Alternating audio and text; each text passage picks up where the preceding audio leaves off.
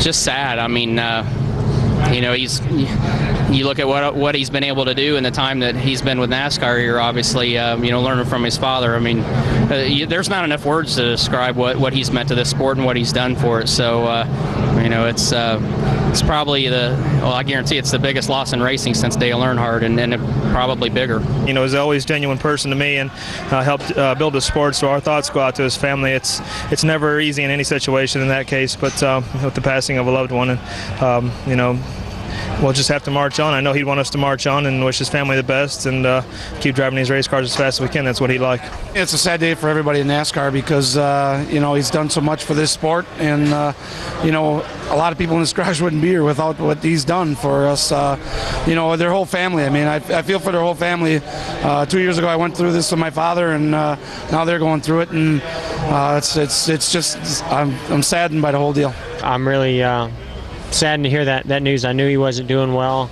I wish I could have had a chance to seen him and talk to him before he went, but certainly our hearts and prayers go out with the whole France family, and he's going to be missed. It's going to be hard to be a part of this sport without him.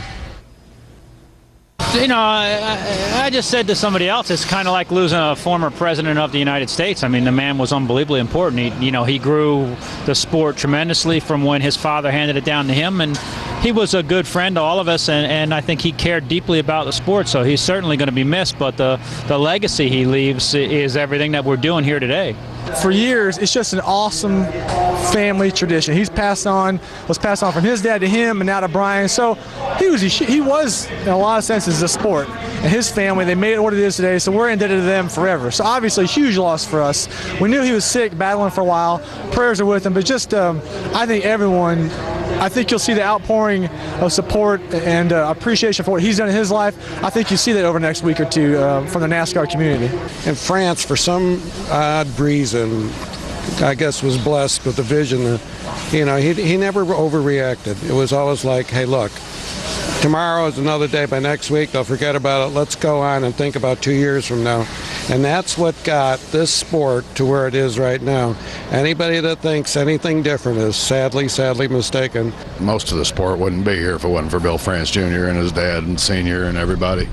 When you work in this business for a long time, and you look for people that you admire and you learn from and you respect. Bill Jr. was obviously on the top of my list, and having worked for him for 25 years was nothing less than a privilege, and it's a sad day, and that's all I can say.